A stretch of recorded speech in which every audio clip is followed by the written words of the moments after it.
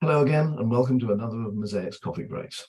Mosaic is, of course, a collaboration of the organisations shown at the front of this presentation, and that collaboration focuses very much on the ownership issues associated with mid-market law firms. And when we say ownership, we mean everything associated with ownership, mergers and acquisitions, partnership structures, succession planning, partner exits, and everything associated with all of those issues. I hope you enjoy this broadcast. Hi there, welcome everybody to the latest Mosaic Coffee Break recording. This one recorded in mid-June 2023. It's going to involve the three of us. There's four of us. I can count three others. The four of us are going to be talking to you about forecasting, unbundling, and directors, stroke partners, stroke members' duties.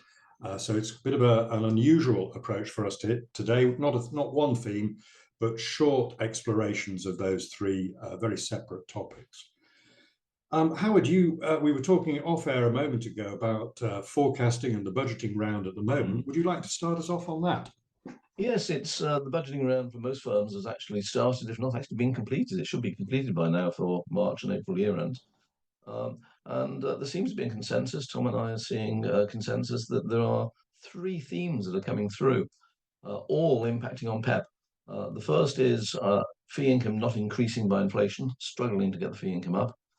Secondly, obviously salaries going up. Gut feel seems to be in the region of 6 or 7%, but others are paying more than that. And the relative biggie is client account income. Client account interest income has rocketed, and my concern is that client firms will be relying on that to maintain their PEP against those two other pressures. Tom, would you like to jump in there? I think Howard's probably listed the 3 points we would all pick out.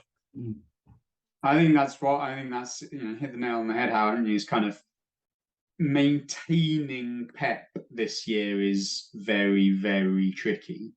And certainly if you're going to, you have to make some pretty significant decisions somewhere else, such as really increasing fee incomes or something like that. So maybe I think certainly some of the forecasts I've done with some of my client firms, actually the conversation has become we can't maintain it. And so how close can we get, and what are the second and third order effects of not maintaining it? And then you get into some interesting conversations about, have we just got too many partners, and interesting sort of second and third order effects of the fact that PEP can't quite get to where it was last year. Yeah. I always say in that respect, increasing profits is easy, isn't it, Tom? You do one or all of three things. You increase fee income, you reduce costs, or you reduce your partners. Yeah. What's so difficult about that? And obviously from my angle, it's a conversation I'm having with firm after firm at the moment about price rises. And there's a lot of anxiety out there about 4%, 5%, and 6% price increases, when, as we all know, salaries seem to be settling at around the 7%, 8%, even 9% mark. I don't personally think there's any great difficulty, nor will there be any great resistance to price rises higher than 5% out there. It all comes down to explaining that, doesn't it? It's the way you communicate those necessary price increases to your client base. And at the risk of extending our discussion here, Nigel, fee income has two elements. One is pricing, the other is volume, quantity. And we're continuing to see chargeable hours reducing, and firms not addressing the chargeable hour issue as far as their staff's concerned. They're just too low in the forecast, I'm seeing. And you've also got to add in the old lockup issue as well, which is, sort of, are they recording it, which is, your point, Howard, and then, are they billing it and are they recovering it? When I used to sit on the management board of a top 200 law firm, I had this very strict rule at the end of every month when you looked at the WIP reports is, you either had to bill it, which was preferable, or, make a hard decision and write it off so you weren't carrying it forward if you knew it wasn't going to be recovered. Or, if you're going to say, no, I want to keep that WIP there, explain to somebody why. I'm halfway through a transaction, it's going to bill next month, fine, leave it there. But otherwise, just make sure that people do something with that every month. Yeah, good point, Mark. I think probably we've covered all the main points on forecasting in that little round. Unbundling's been in the news recently, and I know when I've been doing pricing training over the years, I've always led off on the Minkin and Landsberg case, but there was a case about a month ago, wasn't there, that seemed to cause a little bit more nervousness around professional service firms and unbundling. I don't remember the name of it. Very much the theme of my old tutorials at university, that I know there's a case, I just can't remember the name of it. I don't know if Mark can help us out on that one. Oh, good. No. No, I could never remember those cases. Yeah, I was going to go, oh, it sort of involved a snail in a ginger beer bottle. Can't remember what it was called.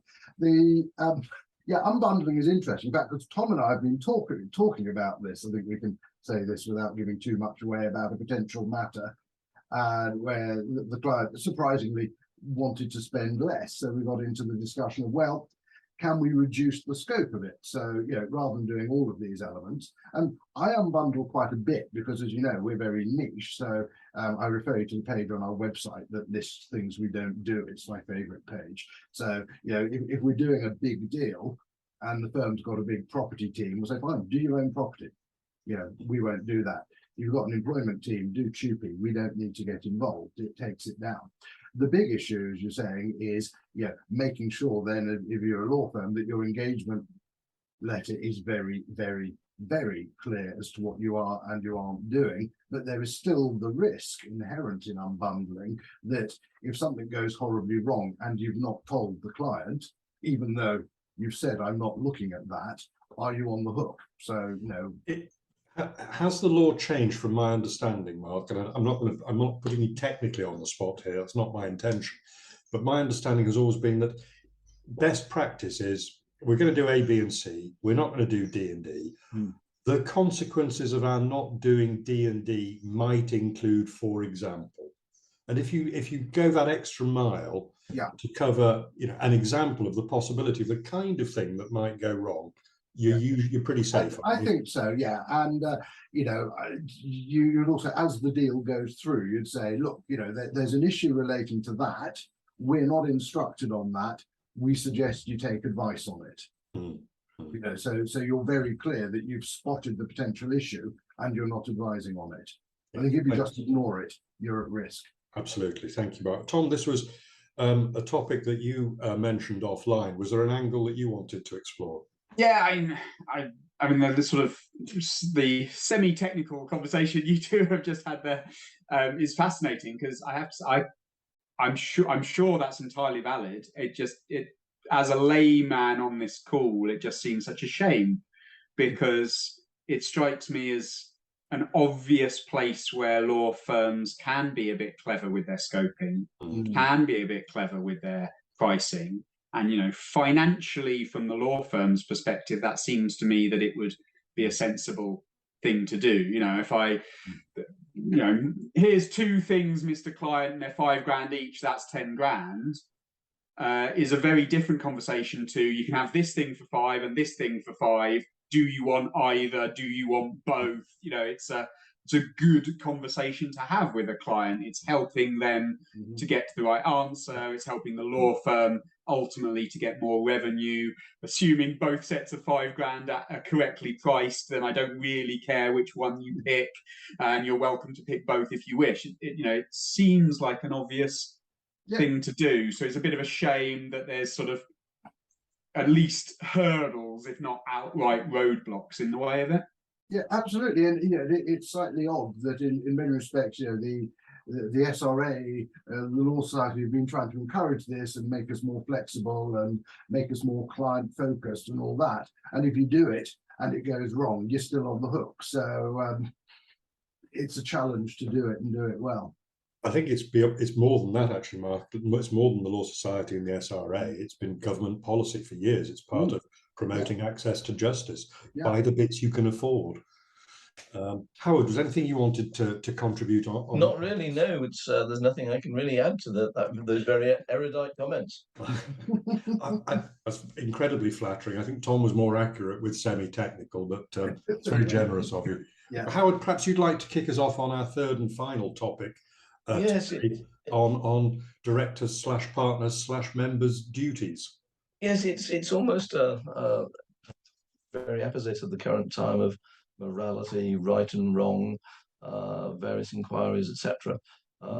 There certainly does seem to be an issue, and I was brought up with the whole fact that if you're a partner, you owe a duty of care to your partners to be fair and open and honest with your partners, and not to effectively take advantage of them.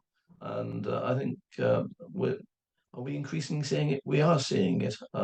Certainly, a number of cases I've seen where certain partners keep separate income, be it judges' income or training income, separate, and keep that for themselves rather than sharing it with the rest of the partners.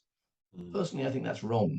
I think if you're a partner, you should share it between all your partners because they're helping you get that income, and you're spending your time on it. Yeah, and I mean it's time and it's resource. So if you're using the firm's resources in terms of its IT systems, if you're using admin support to do it, then it's costing the firm money for you to do it. I think that you do get the odd thing. So say, for instance, somebody writes a textbook evenings and weekends and it's published, then their royalties, I think, could go to them because it's not necessarily been done through the firm. But otherwise, I'm absolutely with you. If you do it through the firm, even that, I'd argue, if you're doing it evenings and weekends, we all work evenings and weekends. That's taking time away from the earnings that you could be doing for your fellow partners. So one of the clauses you would expect to see in the era that I grew up in, which would have been general partnership agreements, it would have been shall devote his or her whole time and attention. Absolutely. And therefore, if you're doing anything at the weekend, that's still part of your whole time. That's fine. But I think, and I draft a lot of LLP agreements and partnership agreements, and I think we've lost Tom. We've lost Tom, haven't we? I'm sure he'll come back in a minute. They all contain a full-time and attention clause. And what I've also done is where you've got somebody who's got some external interest, judging or whatever it is, you sometimes put in a side letter that sets out this is what, oh, hang on, Tom's back. Why do we think we're seeing more of this? Because it has a whiff of the 1970s about it, not the 2020s. Well, you get me going on my hobby horses. We seem to have lost as a country and as a nation an understanding of the difference between right and wrong. We're all out for ourselves. We're not going there, Howard. We're not going there. Welcome back, Tom. Welcome back, Tom. We were just talking about, Howard raised a very good, but why are we seeing, and we are all seeing more of these little disputes? But maybe that goes back to our first conversation, that if PEP is reducing, people are keen to hold on to levels of income they're getting elsewhere. Don't want to do it. Yeah, it's certainly possible. I won't join Howard on his hobby horse about the state of the nation, but I think there might be something in it.